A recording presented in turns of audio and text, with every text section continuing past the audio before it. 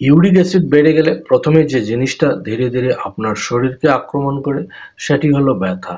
এর প্রথম শিকার হয় আপনার জয়েন্ট বা সন্ধিগুলো, বিশেষ করে পায়ের আঙুল, গোড়ালি, হাঁটু বা কোমর। ধীরে ধীরে ব্যথা এমন মাত্রায় পৌঁছায় যে মনে হয় হাড়ের ভেতরে যেন আগুন জ্বলছে। পা ফুলে যায়, গরম হয়ে ওঠে, লালচে রং ধরে, আর সামান্য ছোঁয়াতেই কাঁটার মতো বিঁধে ব্যথা। কিন্তু সুখবর হলো, সময়মতো সঠিক চিকিৎসা আর কিছু সহজ খাদ্যাভ্যাস ঠিক করে নিলেই এই ইউরিক অ্যাসিডকে একেবারে নিয়ন্ত্রণে আনা সম্ভব। এমনকি ব্যথাও পুরোপুরি কমে যেতে পারে। নমস্কার বন্ধুরা, শ্রীমা হোমিও ক্লিনিকের পক্ষ থেকে আপনাদের সবাইকে আন্তরিক শুভেচ্ছা। আজকের ভিডিওতে আমরা খুব সহজ ভাষায় জানব ইউরিক অ্যাসিড কেন বাড়ে, কোন লক্ষণগুলো দেখে আপনি আগে থেকেই বুঝতে পারবেন, কোন খাবারগুলো একদম বাদ দিতে হবে আর কোন খাবারগুলো খাওয়া যাবে। আর সবচেয়ে গুরুত্বপূর্ণ, এমন কিছু হোমিওপ্যাথি ওষুধ যা ইউরিক অ্যাসিডের জম হিসেবে কাজ করে। তাই ভিডিওটি শেষ পর্যন্ত মন দিয়ে দেখুন, কারণ এখানেই লুকিয়ে আছে সুস্থ জয়েন্টের গোপন চাবিকাঠি। প্রথমেই বলছি ইউরিক অ্যাসিড কি ও কেন বাড়ে। ইউরিক অ্যাসিড আসলে আমাদের শরীরে পিউরিন নামের একটি প্রোটিন ভাঙার পর তৈরি হয়। পিউরিন বেশি পরিমাণ থাকে লাল মাংসে, ডাল, মটরশুঁটি, বিনসে, ফাস্টফুডে, অ্যালকোহলে। যখন কিডনি এই ইউরিক অ্যাসিড পুরোপুরি বের করে দিতে না পারে, তখন সেটা রক্তে জমে যায়। এর ফলে তৈরি হয় গেঁটে বাত বা গাউট বা ইউরিক অ্যাসিড জনিত ব্যথা। ইউরিক অ্যাসিড বেড়ে যাওয়ার পেছনে কয়েকটি সাধারণ কারণ: পিউরিন সমৃদ্ধ খাবার বেশি খাওয়া, যেমন রেড মিট, সামুদ্রিক মাছ, অ্যালকোহল ইত্যাদি। অতিরিক্ত ওজন বা দীর্ঘদিন ওজন বেশি থাকা, ইউরিক অ্যাসিড ভাঙতে সমস্যা হয়। কিডনি ঠিকমতো কাজ না করলে ইউরিক অ্যাসিড বের হতে না পেরে শরীরে জমে যায়। পারিবারিক কারণে, জেনেটিক প্রভাবেও বাড়তে পারে। জল কম খেলে ডিহাইড্রেশন হয়, ইউরিক অ্যাসিড ঘন হয়ে জমে যায়। এই অভ্যাসগুলো ঠিক করলেই ইউরিক অ্যাসিড নিয়ন্ত্রণ আনা অনেক সহজ হয়। ইউরিক অ্যাসিড বেড়ে গেলে শরীরে কি কি লক্ষণ দেখা যায়?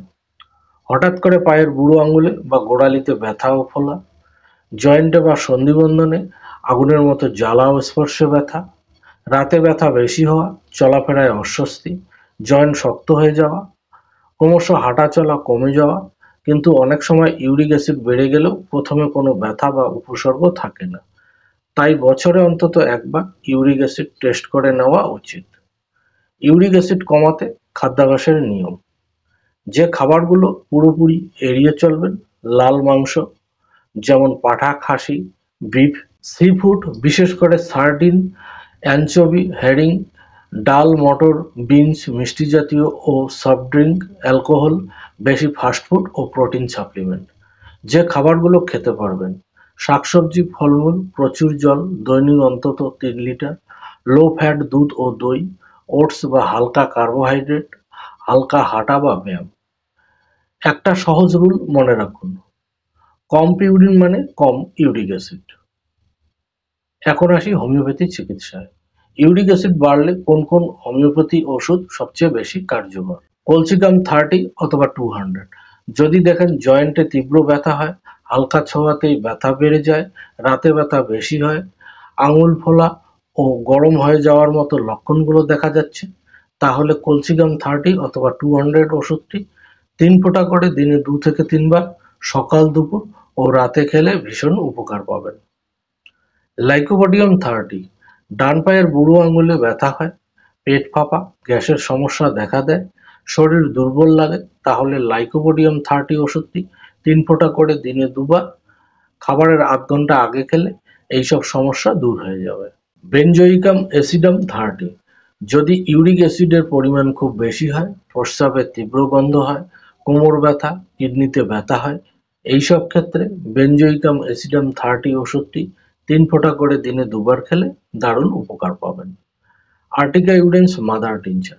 বিভিন্ন জয়েন্ট বা সন্ধির চারপাশে ফোলা, গরম ভাব ও জ্বালা ভাব, পায়ের আঙুলে বা গোড়ালিতে চুলকানি বা হালকা ব্যথা, ব্যথা ও ফোলা বিশেষ করে রাতে বা বিশ্রামের সময় বেড়ে যায়, ফোলা জায়গায় ছুলেই ব্যথা লাগে, ইউরিক অ্যাসিড টেস্টে পরিমাণ বেশি, 7 mg/dl এর বেশি, বিশেষ করে যখন ইউরিক অ্যাসিডের কারণে ফোলা বা চুলকানি থাকে, এইসব ক্ষেত্রে আর্টিকা ইউরেন্স মাদার টিনচার ওষুধটি 15 ফোঁটা করে আধ কাপ জলে মিশিয়ে দিনে 2 বার খেলে এই সকল সমস্যা থেকে মুক্তি পাবেন।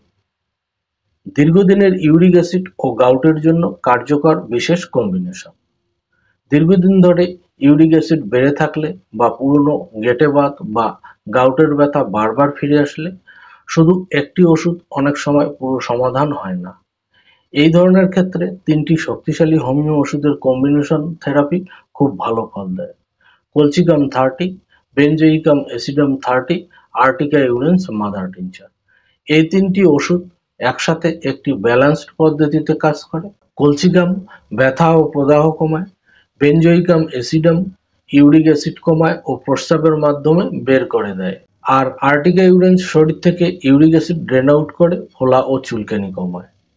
ওষুধ খাওয়ার সঠিক সময়সূচি: সকালে কলচিকাম 30 3 ফোঁটা আধ কাপ জলে মিশিয়ে খাবারের 30 মিনিট আগে খাবেন। বিকেলে বেনজোইকাম অ্যাসিডাম 30 3 ফোঁটা আধ কাপ জলে মিশিয়ে খাবেন এবং রাতে আর্টিকা ইউরেন্স মাদার টিনচার 15 ফোঁটা আধ কাপ জলে মিশিয়ে ঘুমানোর আগে খাবেন। এই 3টি ওষুধ দিনের 3 বেলা ভাগ করে খেলে ওষুধ শরীরে ধীরে ধীরে কাজ করবে। একদিকে যেমন ব্যথা কমাবে, আরেকদিকে ইউরিক অ্যাসিড শরীর থেকে বের করে দেবে। ঘরোয়া কিছু সহজ টিপস: প্রতিদিন অন্তত 20 মিনিট হাঁটাচলা করুন, এতে রক্ত সঞ্চালন ঠিক হবে ও ইউরিক অ্যাসিড জমা কমবে। বেশি করে জল পান করলে শরীর থেকে ইউরিক অ্যাসিড বের করে দিতে সাহায্য করবে। কিডনি সুস্থ থাকবে।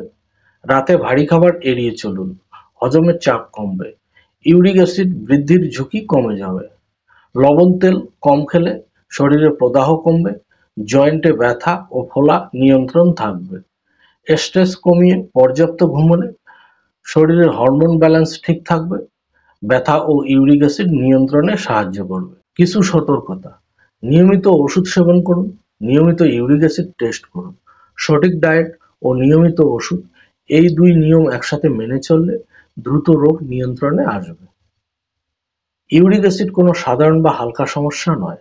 সময় মতো নিয়ন্ত্রণ না আনলে এটি ধীরে ধীরে এমন জায়গায় পৌঁছে যেতে পারে যেখানে হাঁটাচলা পর্যন্ত বন্ধ করে দিতে পারে। জোড়ায় জোড়ায় ব্যথা, ফোলাভাব আর জ্বালাপোড়া আপনার প্রতিদিনের জীবনের আনন্দটাই কেড়ে নিতে পারে। কিন্তু সঠিক খাদ্যাভ্যাস, নিয়মিত কিছু ঘরোয়া অভ্যাস আর নির্ভরযোগ্য হোমিওপ্যাথিক ওষুধের সাহায্যে এই ইউরিক অ্যাসিডকে সম্পূর্ণ নিয়ন্ত্রণে আনা সম্ভব। এমনকি ব্যথা কমিয়ে স্বাভাবিক জীবন ফিরে পাওয়া যায়। ভিডিওটি যদি আপনার ভালো লেগে থাকে তাহলে একটি লাইক দিন, কমেন্ট করে জানান আপনার অভিজ্ঞতা, শেয়ার করুন যাতে আরো অনেক মানুষ এই তথ্য থেকে উপকৃত হতে পারে। আর হ্যাঁ, আরো কার্যকরী হোমিওপ্যাথি টিপস ও পরামর্শ পেতে চ্যানেলটি সাবস্ক্রাইব করতে ভুলবেন না। ভালো থাকুন, সুস্থ থাকুন। ভিডিওটি দেখার জন্য অনেক ধন্যবাদ।